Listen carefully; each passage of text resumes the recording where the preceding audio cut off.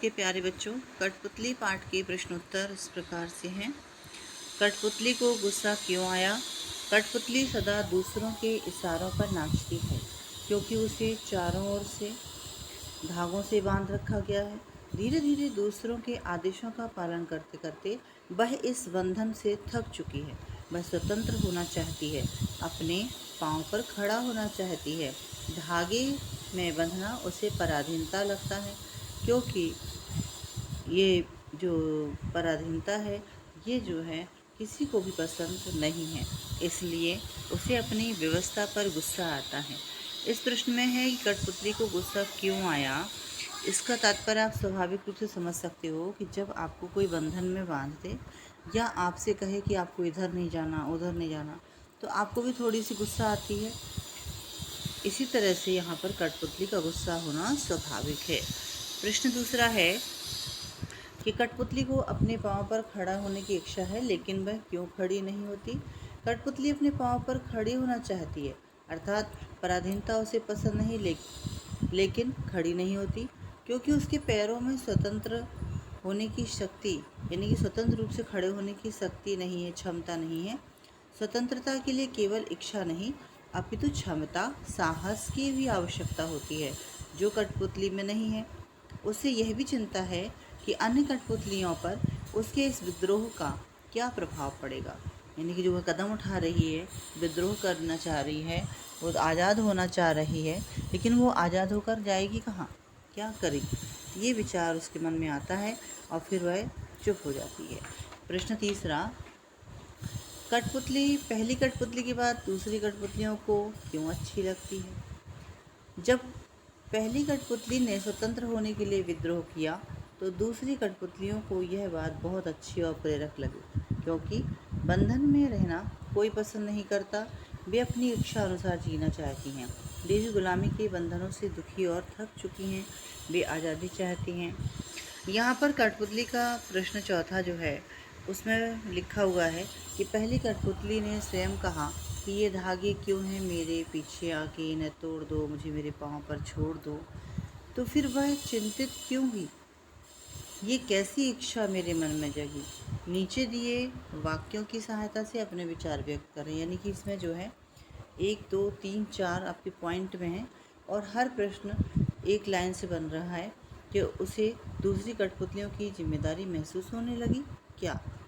उसे शीघ्र स्वतंत्र होने की चिंता होने लगी क्या? वह स्वतंत्रता की इच्छा को साकार करने और स्वतंत्रता को हमेशा बनाए रखने के उपाय सोचने लगी थी?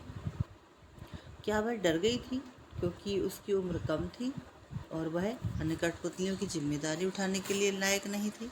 तो इन सभी प्रश्नों का उत्तर इस प्रकार है कि कठपुतली अपने पाँव पर खड़ी होना चाहती है, पराधीनता उसको पसंद नहीं है और वह जो है लेकिन अपने पैर पर खड़ी नहीं हो सकती। जब उस पर अन्य कठपुतलियों की जिम्मेदारी आती है तो वह डर जाती है। उसको ऐसा लगता है कि कहीं उसका उठाया गया कदम सबको मुश्किल में न डाल दे, और अभी उसकी उम्र भी कम है, सोच विचार का दायरा सीमित है, अतः उसे दूसरों के सहारों की ज़रूरत है। साथ ही स्वतंत्रता प्राप्त करने के बाद उसे बनाए रखना भी तो ज़रूरी होता है। इसलिए कथनी और करनी के में जो अंतर होता है, अर्थात कहना सरल है और करना मुश्किल होता है, जिसे कठपुतली समझ चुकी थी। जब हमारे निर्णय कई लोगों को प्रभावित करते हैं तो हमें आगा पीछा ज़रूर सोच लेना चाहिए।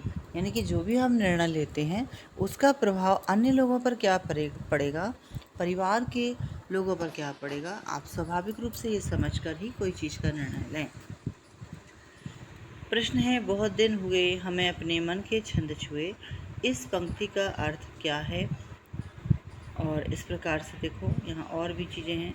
इसका अर्थ ये है क्या कि बहुत दिन हो गए मन में कोई उमंग नहीं आई, बहुत दिन हो गए मन के भीतर कोई कविता नहीं उठी, बहुत दिन हो गए गुनगुनाया नहीं, बहुत दिन हो गए मन का दुख दूर नहीं हुआ या ना मन में कोई खुशी हुई। तो यहाँ पर है कि बहुत दिन हुए हमें अपने मन के छंद छुए, पंक्ति का अर्थ है कि बहुत दिन से हो गए मन का दुख दूर नहीं हुआ और ना मन में कोई खुशी आई। यहाँ प्रश्न छठा है के नीचे दो स्वतंत्रता आंदोलन के वर्ष हैं। इन दोनों आंदोलनों के दो दो स्वतंत्रता सेनानियों के नाम लिखिए। तो आपका जो है 1857 में और 1942 में। 1857 में कुंवर सिंह, तात्या टोपे, झांसी की रानी, इन सब के नाम आ सकते हैं, मंगल पांडे। और 1942 में महात्मा गांधी, जवाहरलाल नेहरू और आपके लाला लाजपत राय, इन सब के नाम आप लिख सकते हैं। तो इस प्रकार से इस पाठ में भाषा की बात भी आगे आई है। भाषा की बात में प्रश्न है कि कई बार जब दो शब्द आपस में जुड़ते हैं तो उनके मूल रूप में परिवर्तन हो जाता है। कठपुतली शब्द भी इसी प्रकार का एक शब्द है जिसमें परिवर्तन हुआ है। जब काठ और पुतली दो शब्द एक साथ मिले तो कठपुतली शब्द बन गया। इसके बोलने में सरलता आ गई।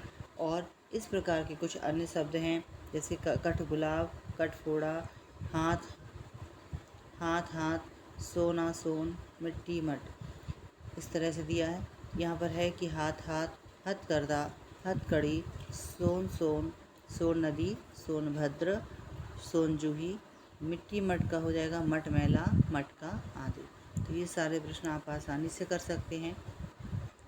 और यहाँ पर प्रश्न नंबर 8 है कि कविता की भाषा में लय या तालमेल बनाने के लिए प्रचलित शब्दों और वाक्यों में बदलाव होता है। जैसे आगे पीछे अधिक प्रचलित है,